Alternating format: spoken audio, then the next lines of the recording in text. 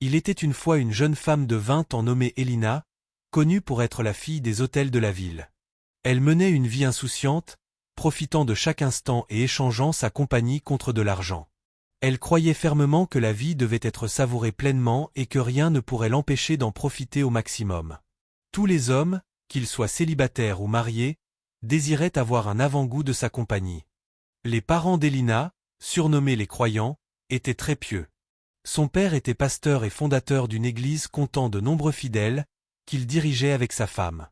Cependant, les parents d'Elina l'ont renié à cause de son mode de vie. Elle avait couché avec la moitié des hommes de l'église de son père, ceux qui étaient prêts à lui offrir de l'argent ou des biens matériels. Elle avait subi de nombreux avortements dans le passé et jurait de ne jamais avoir d'enfant, pensant qu'avoir un enfant ruinerait son corps et l'empêcherait de continuer à vivre sa vie insouciante de jeune femme. Un jour, elle commença à se sentir malade et décida d'aller à l'hôpital consulter un médecin. Après plusieurs tests, elle découvrit qu'elle était enceinte. Comme d'habitude, Elina dit au médecin qu'elle voulait se débarrasser du bébé. « Docteur, vous savez comment on fait, sortons rapidement ce bébé, » dit-elle. Le médecin répondit « Te souviens-tu de ce que je t'ai dit la dernière fois que tu as eu un avortement ?» Elina répondit « Oui, docteur, mais je ne peux pas me permettre d'être mère pour le moment. » Le médecin poursuivit en lui expliquant « La dernière fois, tu as eu une complication suite à ton avortement et je t'ai dit que ce devait être la dernière fois que tu essaies cela. Si tu fais un autre avortement, tu risques de perdre la vie ou ton utérus. Veux-tu mourir ?» Furieuse, Elina cria sur le médecin, l'accusant d'incompétence. Elle se rendit dans une autre clinique pour avorter, mais après une série de tests, elle fut de nouveau déconseillée de le faire car elle risquait de perdre sa vie ou son utérus. Déprimée et en colère, Elina finit par accepter qu'elle allait bientôt avoir un bébé, sans même savoir qui était le père. Après de longues réflexions, elle décida de déménager dans une autre ville, loin de son lieu de résidence actuel. 9 mois plus tard, elle donna naissance à un beau garçon. Mais au lieu de se réjouir, elle regardait le bébé avec dégoût, le blâmant pour avoir rendu ces 9 derniers mois misérables et presque insupportables. Rapidement, elle élabora un plan pour abandonner l'enfant dans un bidonville et retourner en ville où elle pourrait reprendre sa vie insouciante. Un soir, après avoir pris sa décision, Elina prit le bébé et se rendit dans le bidonville sans aucune hésitation ni remords. Elle déposa le bébé par terre, ignorant ses pleurs, et tourna les talons sans jamais regarder en arrière. Elle ne se souciait même pas de savoir si le bébé allait survivre la nuit ou non. Le lendemain matin, Elina fit ses bagages et retourna dans la ville où elle vivait auparavant. Elle mentit à tout le monde, disant qu'elle avait voyagé à l'étranger et qu'elle était de retour pour de bon. Pendant qu'elle mentait sur sa disparition soudaine, le bébé qu'elle avait laissé dans le bidonville pleurait fort. Les pleurs du bébé attirèrent l'attention des passants dans la zone. Ils étaient tous confus et effrayés, n'osant pas s'approcher du bébé. « À qui est ce bébé ? Comment quelqu'un pourrait abandonner son enfant ici ? Quel monde cruel !» murmuraient-ils entre eux. Un homme nommé Tony ne pouvait supporter les pleurs du bébé. Il se précipita, prit le bébé et le serra doucement dans ses bras avant de le ramener chez lui. À son arrivée à la maison, la femme de Tony, Esha, fut stupéfaite. « D'où vient ce bébé ?» demanda-t-elle avec curiosité. Tony expliqua. « Ma femme, j'ai vu ce petit garçon dans le bidonville alors que je marchais. Je ne pouvais pas le laisser là-bas. Je suis sûr que quelqu'un l'a abandonné. » Toujours sous le choc, Esha exprima ses inquiétudes. « Et tu es sûr que personne ne cherche ce bébé ? Je ne veux pas d'ennui. » Elle prit le bébé, le lava et s'assura de bien s'occuper de lui. Tony et Esha étaient mariés depuis 10 ans sans avoir d'enfant. Ils ne savaient pas s'ils faisaient bien en prenant chez eux un enfant étranger, craignant que les gens ne les accusent d'enlèvement s'ils découvraient la vérité. Après mûre réflexion, ils décidèrent de garder le bébé, espérant qu'en prenant soin de lui, il leur apporterait chance et bénédiction et qu'un jour ils auraient peut-être leur propre enfant. Ils le nommèrent Adam. La nouvelle de ce mystérieux bébé se répandit dans toute la ville. Les gens observaient Tony et Esha pour voir comment ils traitaient le garçon. Au fil du temps, Adam devint un garçon intelligent et aimant.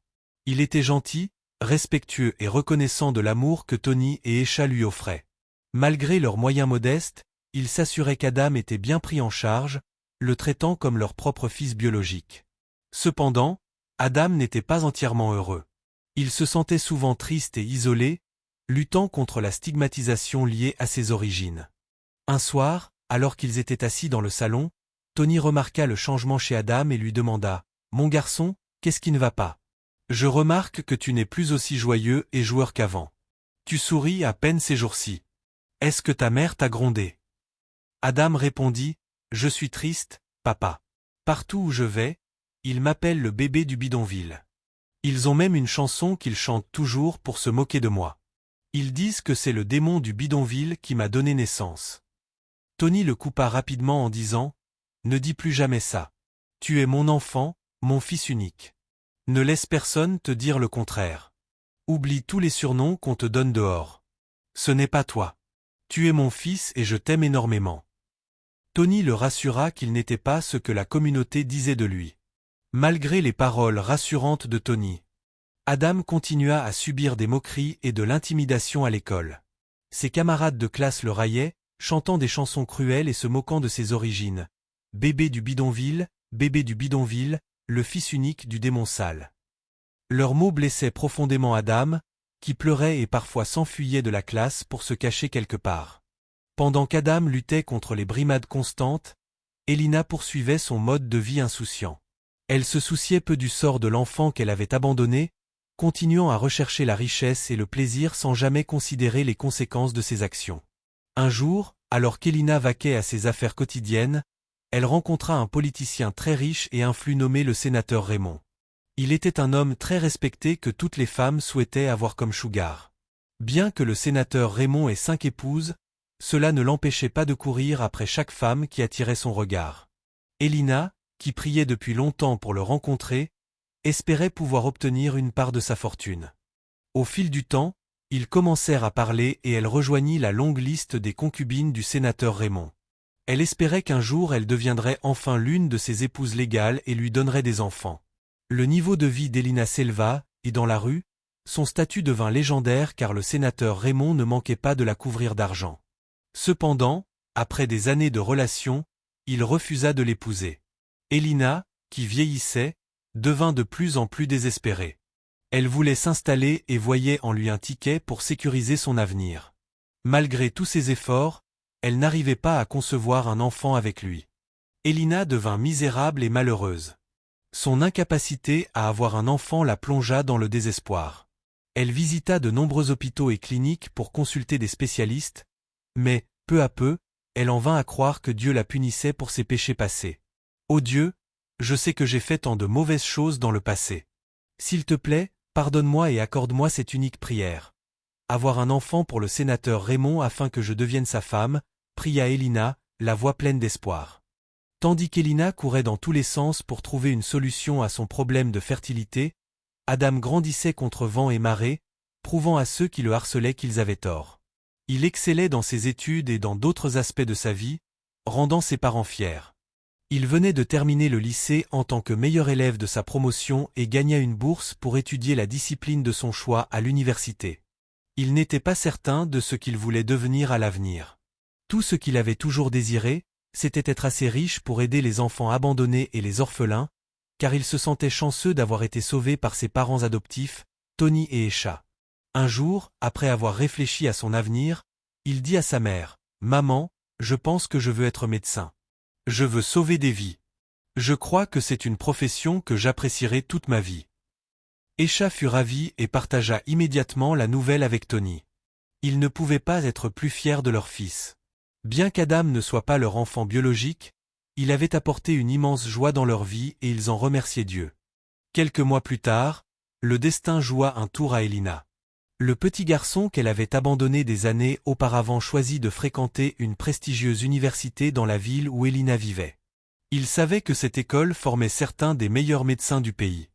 Il s'intégra bien à l'école et commença son parcours pour devenir médecin. 4 ans plus tard, malgré tous ses efforts, la situation d'Elina empirait. Elle restait sans enfant et approchait de la ménopause. Le bonheur quittait lentement son monde et elle devint triste de sa situation avec le sénateur Raymond. Elle se disait « Je ne peux pas rester la maîtresse de cet homme pour toujours. Il trouvera une autre femme et m'oubliera. Je dois tout faire pour qu'il m'épouse. Et s'il mourait aujourd'hui, Que gagnerais-je après toutes ces années avec lui? Peu importe ce que ça me coûtera, je veux devenir la femme du sénateur et rien d'autre.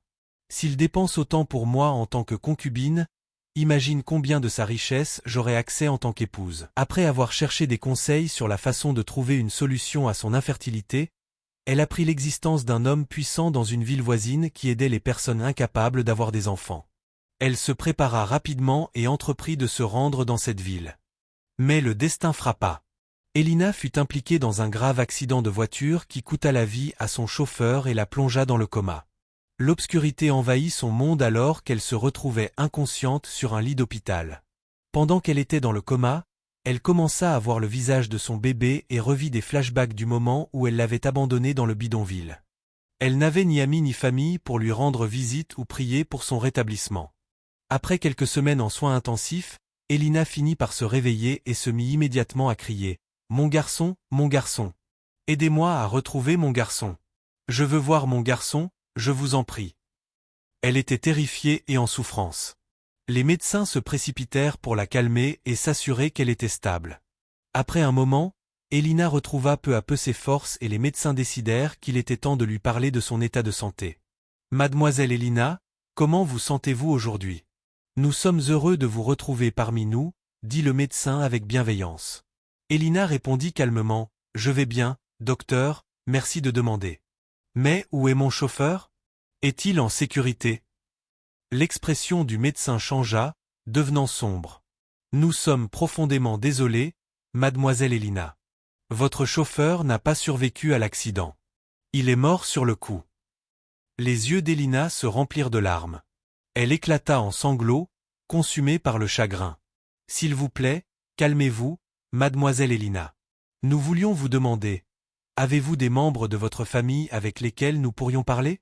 Nous devons discuter de certaines questions concernant votre santé et nous craignons que vous ayez besoin du soutien d'une personne proche. » Elina, curieuse et inquiète, demanda, « Je n'ai ni famille ni amis. Vais-je mourir? Je suis assez grande pour gérer mes émotions. Dites-moi ce qui m'arrive. J'ai besoin de savoir. » Elina assura au médecin qu'elle pouvait affronter ce qu'ils allaient lui dire. « L'accident a affecté votre colonne vertébrale et vos genoux. Nous craignons que vous ne puissiez plus marcher pour le restant de vos jours, » dit le médecin à Elina. En entendant cela, elle perdit tout contrôle. Elle se mit à transpirer et à pleurer abondamment, complètement dévastée. « Je suis fichue. Je suis fichue.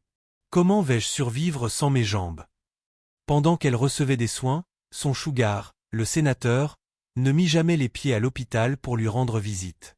Il l'ignora totalement car elle ne lui était plus d'aucune utilité. Il passa à la prochaine belle femme disponible. Après 3 mois à l'hôpital, elle fut enfin autorisée à rentrer chez elle. Elle engagea une domestique pour l'aider dans sa maison. Après avoir tenté à plusieurs reprises de contacter le sénateur Raymond, elle parvint enfin à attirer son attention. Il lui envoya un message disant « Elina, ma chère, comment vas-tu? J'ai entendu parler de ce qui t'est arrivé récemment et je suis profondément désolé de ne pas avoir pu trouver le temps de te rendre visite. Tu sais que je suis un homme très occupé, c'est pourquoi tu n'as pas pu me joindre. Il se pourrait que ce soit la dernière fois que tu entendes parler de moi, car tu ne m'es plus utile. Je te souhaite un prompt rétablissement. » Elina faillit devenir folle. Son billet de sortie avait été retiré. L'homme qu'elle pensait pouvoir lui offrir le monde était passé à une autre femme. Elle plongea dans des pensées profondes jour et nuit, regrettant de ne pas avoir mené une vie plus civilisée. Pendant qu'Elina affrontait des difficultés, son fils abandonné, Adam, ne cessait de repousser les limites. Il venait de terminer ses études avec brio et était diplômé parmi les meilleurs médecins. Il fut embauché dans l'un des plus grands hôpitaux privés du pays.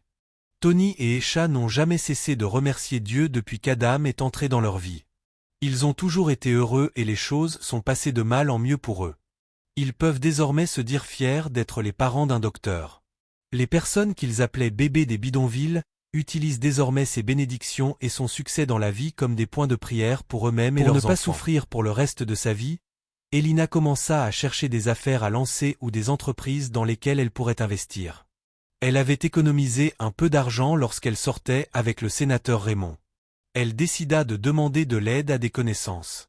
Alors qu'Elina parlait au téléphone avec certaines personnes pour discuter d'investissement, sa domestique, Tina, l'écoutait discrètement. Tina mit rapidement en place un plan pour escroquer Elina. Elle appela son petit ami, qui est un arnaqueur sur Internet, et ils montèrent un plan parfait. Tina trouva un moyen pour que son petit ami rencontre Elina et lui présente ses idées d'affaires. Après quelques jours de réflexion, Elina décida de faire affaire avec lui et ils passèrent à la signature des documents pour rendre le partenariat officiel. 5 jours après avoir scellé l'accord, alors qu'Elina était dans le salon, Tina vint l'informer qu'elle devait se rendre au marché pour faire quelques courses. « Madame, je veux vite aller au marché pour acheter des ingrédients pour le dîner. Voulez-vous que je fasse quelque chose avant de partir ?» Elina répondit calmement. « Non, ça va. Mais ne reste pas trop longtemps. Pourquoi portes-tu un sac avec toi ?» Tina sourit et répondit « Ce n'est rien de grave. Je veux juste déposer quelques-uns de mes vêtements que je ne porte plus aux mendiants du marché. » Après cela, Tina partit et ne revint jamais. Elina devint inquiète et se dit « Où est-elle passée ? Je lui ai dit de ne pas revenir tard. C'est quoi cette histoire ? Je suis tellement affamée. » La nuit passa et Tina ne revint toujours pas. Elina commença à paniquer lourdement. Elle ne savait pas qui appeler ni quoi faire. Elle appela la police, mais ils lui dirent qu'ils ne pouvaient pas la déclarer disparue avant 48 heures. Elina n'avait aucune idée que sa vie allait empirer. Alors qu'elle s'inquiétait, elle reçut un message de Tina. Elle fut surprise, curieuse et impatiente de connaître le contenu du message. « Bonjour, madame. J'espère que vous allez bien. Je vous envoie ce message pour vous éviter beaucoup de stress. Je tiens juste à vous informer que je ne travaille plus avec vous. Et au cas où vous ne le sauriez pas, l'homme dans lequel vous avez investi est mon petit ami et nous vous avons escroqué. Tout votre argent est parti. J'ai entendu parler de votre envie d'investir et j'en ai profité. Ne vous donnez même pas la peine de nous chercher, car vous ne nous retrouverez jamais. Bonne journée, madame. » Tina et son petit ami arnaqueur avaient quitté le pays et s'étaient installés à l'étranger pour profiter de tout l'argent. Elina se mit à transpirer. Une autre flèche l'avait transpercée en plein cœur. Elle devait déjà faire face à son incapacité à marcher et maintenant cela.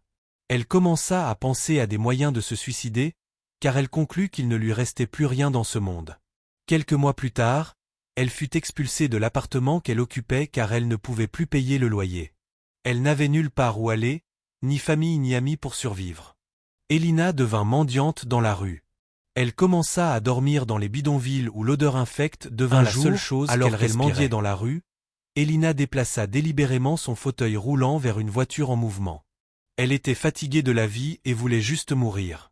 Heureusement, la voiture n'allait pas à pleine vitesse et s'arrêta à temps pour ne pas la heurter. Et devine quoi ? Le garçon qu'elle avait abandonné dans le bidonville des années auparavant était l'homme qui conduisait la voiture. Immédiatement après cet incident, Adam commença à paniquer. Il était effrayé. Il se précipita rapidement pour s'assurer que la femme qu'il avait failli renverser avec sa voiture allait bien. « Madame, est-ce que ça va ? J'espère que je ne vous ai pas blessé, dit-il, les larmes coulant sur ses joues. Elina répondit. « Pourquoi avez-vous arrêté votre voiture ? Vous auriez dû me renverser et me tuer. Ma vie est misérable. Je veux juste mourir. » Il était encore plus inquiet et emmena rapidement Elina à l'hôpital pour qu'elle soit prise en charge correctement. Pendant qu'Elina se reposait, il ne pouvait s'empêcher de penser à ce qui s'était passé. Il réfléchissait à plusieurs raisons pour lesquelles Elina voudrait se suicider et se disait qu'il aurait pu avoir de gros ennuis en la tuant. Après un moment, Elina allait mieux et il lui dit « Madame, comment vous sentez-vous ? J'espère que vous vous êtes bien reposée. » Elina rassura Adam qu'elle allait mieux et le remercia de s'être occupé d'elle. Adam continua « Mais madame, pourquoi auriez-vous voulu vous tuer ? Pourquoi pensez-vous que c'est la solution à ce que vous traversez ?» Elina se mit à pleurer, incapable de cacher la vérité. Elle commença à lui raconter son histoire, lui parlant de son parcours et des événements qui ont mené à l'accident. En entendant tout ce qu'Elina avait à dire, Adam fut bouleversé. Il ressentit une étrange sensation de familiarité. Il commença à relier les points. Le nom de la ville et l'endroit particulier où elle avait dit avoir abandonné un bébé étaient exactement là où il avait été trouvé. Il ne voulait pas tirer de conclusions hâtives ni faire des suppositions inutiles, mais il lui assura que tout irait bien et qu'il ferait de son mieux pour s'occuper d'elle. Il quitta la chambre d'Elina et se rendit à son bureau en pleurant et en se disant « Si mes suppositions sont exactes, cette femme est ma mère biologique. Je ne lui pardonnerai jamais. Je ne peux tout simplement pas. » Adam se mit rapidement à l'action et réalisa un test de maternité pour confirmer si elle était bien sa mère biologique. Le résultat arriva et il était positif. Adam confirma enfin qu'Elina était sa mère biologique. Il tomba à genoux et poussa un cri de désespoir. Il avait tant de questions en tête qu'il aurait aimé lui poser. Adam retourna voir ses parents adoptifs, Tony et Esha, pour les informer de l'incident qui avait conduit à cette découverte soudaine. Il leur fit également savoir qu'il était très en colère et que tout ce qu'il ressentait pour sa mère était de la haine. Ses parents comprenaient ce qu'il ressentait et lui conseillèrent de se calmer. « Mon garçon, tu sais que nous t'aimons énormément et nous serons toujours là pour toi. Mais cela ne change pas le fait que nous ne sommes pas tes parents biologiques. Ta mère restera toujours ta mère. Tu dois apprendre à pardonner et oublier. Regarde du bon côté, Dieu a toujours trouvé un moyen de te bénir malgré tout ce que tu as traversé dans la vie. À ce que ses parents lui avaient dit et pardonne à ta mère et laisse-la t'aimer. Il savait que la haine ne lui apporterait rien de bon. Il décida de passer à autre chose et de se concentrer sur la construction d'une relation avec sa mère. Quelques jours plus tard, il retourna à l'hôpital pour voir Elina. Il était impatient de lui révéler qu'il était son fils. Une fois arrivé à l'hôpital, après avoir pris des nouvelles d'Elina et vu comment elle se portait, il lui tendit les résultats du test et lui dit « S'il vous plaît, Elina, prenez ceci curieuse, et lisez les résultats. » demanda d'une voix tremblante. « Pourquoi ? De quoi s'agit-il ? Est-ce que je vais mourir ?» Adam la rassura en lui disant que c'était une bonne nouvelle, mais qu'elle devait le découvrir elle-même. Elina regarda attentivement les résultats du test, son esprit tourbillonnant. « Jésus, est-ce sérieux ? N'est-ce pas ton nom que je vois sur ces résultats ? Tu es mon fils. Ah, mon fils est vivant. Merci, mon Dieu, mon fils est vivant. » s'écria-t-elle. Le cœur d'Elina était rempli de regrets et de chagrin, des larmes coulant sur ses joues alors qu'elle demandait pardon. « Je suis désolée, mon fils. Je suis désolée. Je ne savais pas mieux. J'étais jeune et stupide. S'il te plaît, trouve une place dans ton cœur pour me pardonner. » Ils pleurèrent tous les deux de joie. Quel moment émouvant alors qu'Adam retrouva sa mère Elina et qu'ils eurent leur premier moment en tant que mère et fils. Adam et Elina commencèrent à reconstruire leur relation doucement mais sûrement. Elina comprit enfin la véritable signification de l'amour et du sacrifice. Quelques jours plus tard, Tony et Esha rencontrèrent Elina et elle ne pouvait s'empêcher de les remercier d'avoir si bien pris soin de son fils. Au fil du temps, la santé d'Elina s'améliora et elle se consacra à aider les autres. Elle créa une organisation caritative pour soutenir les enfants abandonnés et orphelins, espérant empêcher d'autres enfants de vivre ce que son fils avait traversé. Chers spectateurs, quelles leçons avez-vous tirées de ce conte dramatique ? Nous aimerions connaître vos avis dans les commentaires ci-dessous. Si vous avez apprécié l'histoire, donnez-nous un pouce bleu, partagez-la avec vos amis et abonnez-vous à notre chaîne. N'oubliez pas d'activer les notifications pour ne jamais manquer nos dernières nouveautés. Merci de regarder et restez bénis.